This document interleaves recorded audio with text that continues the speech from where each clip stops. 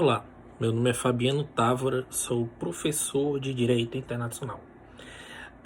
Nesse tempo de crime contra a humanidade, de pandemia ou de discurso ah, polêmico, certo? Do nosso presidente Jair Bolsonaro, uma associação entrou com um processo de crime contra a humanidade contra o presidente do Brasil no Tribunal Penal Internacional.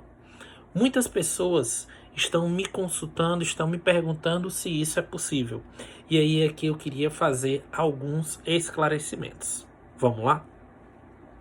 Número 1. O Tribunal Penal Internacional. Para que você possa entender o Tribunal Penal Internacional, nós precisamos voltar um pouco na história. No final da Segunda Guerra Mundial, o mundo descobriu vários crimes cometidos pelos nazistas. O campo de concentração de Auschwitz deixou uma marca inesquecível. Era judeus, principalmente judeus, mas tinham outros segmentos, outros povos que eram perseguidos, tipo os ciganos, que eram colocados em prisões, em valas, enfim, colocados em condições subhumanas e muitas vezes para fazer experiências biológicas, químicas terríveis e que levavam o indivíduo à morte. Inúmeras foram as experiências nazistas nesse período e isso prejudicou demais o conceito ou a ideia de humanidade. Prejudicou no que sentido? Poxa, como o homem é possível de fazer isso com outro ser humano, tá? Em 1944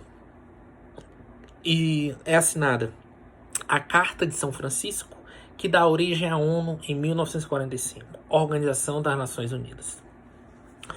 Um artigo me chama muita atenção na ONU, que ele diz que o ser humano tem que ser tratado como uma pessoa, um indivíduo. E isso é uma consequência dessas atrocidades que nós verificamos na Segunda Guerra Mundial. O mundo viu o julgamento de Nuremberg, o julgamento dos nazistas que praticaram esse crime, mas, infelizmente, o homem não aprendeu que essas atrocidades, enfim, que essas barbaridades não devem ser feitas, não devem ser repetidas. Infelizmente, tivemos outros casos e, durante o século XX, muito se debateu a importância de criar um tribunal internacional para punir esses criminosos.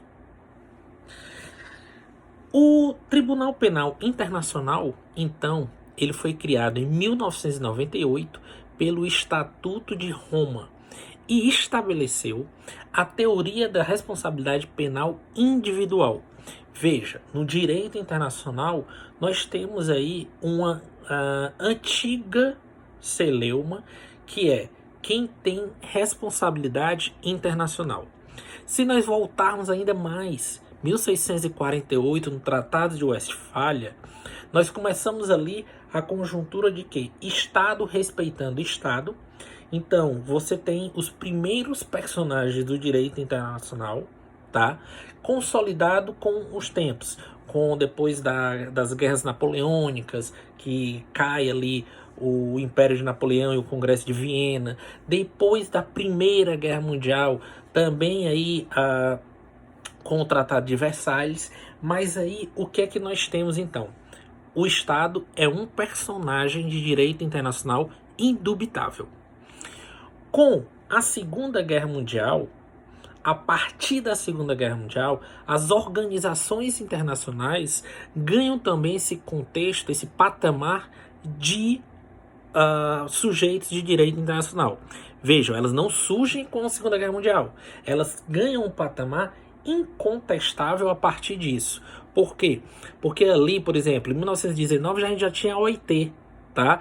E se for voltar ainda mais, não é essa aula sobre isso, nós já temos organizações internacionais desde o século XVIII, certo? Opa, desculpa, século XIX. Mas vamos lá, continuando. Então nós temos em contextos dois personagens de direito internacional. E o indivíduo, ele é sujeito de direito internacional?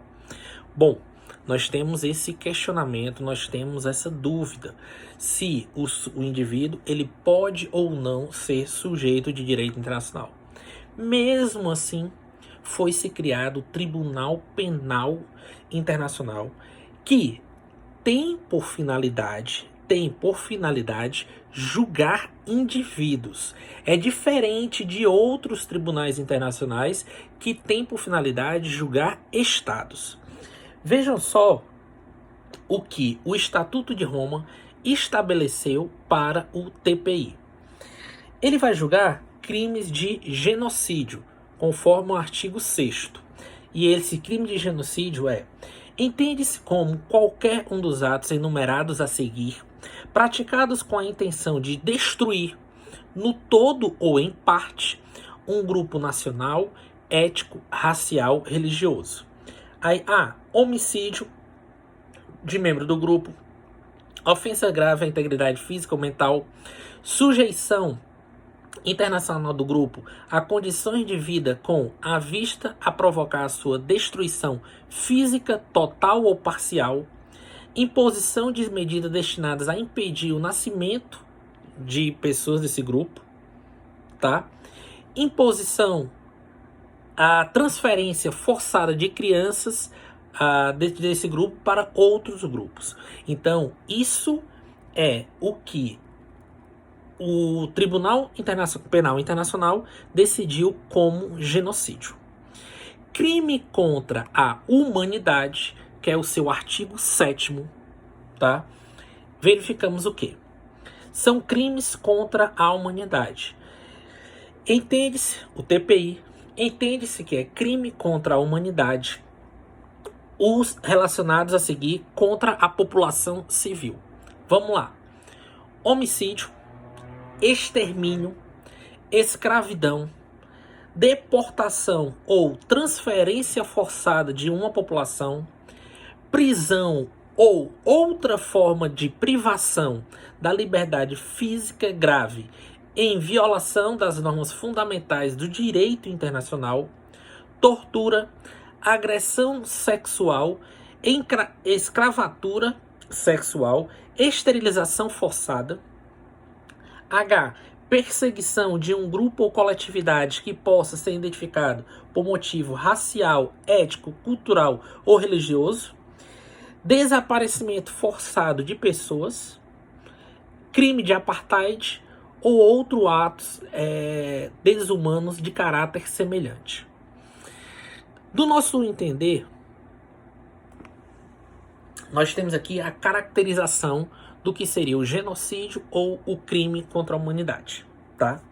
Importante ainda destacar que na emenda constitucional 45 de 2004, o Brasil passou a recepcionar, até para tratados internacionais, de uma forma rápida, o Tribunal Penal Internacional. Olha só o que diz o artigo 5º, parágrafo 4º.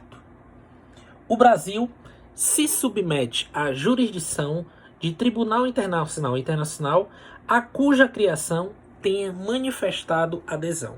Então, o Brasil respeita as regras do Tribunal Penal Internacional. Então, o que é que eu quero destacar aqui para vocês? Se um brasileiro comete genocídio ou crime contra a humanidade, ele pode ser julgado pelo Tribunal Penal Internacional? Sim.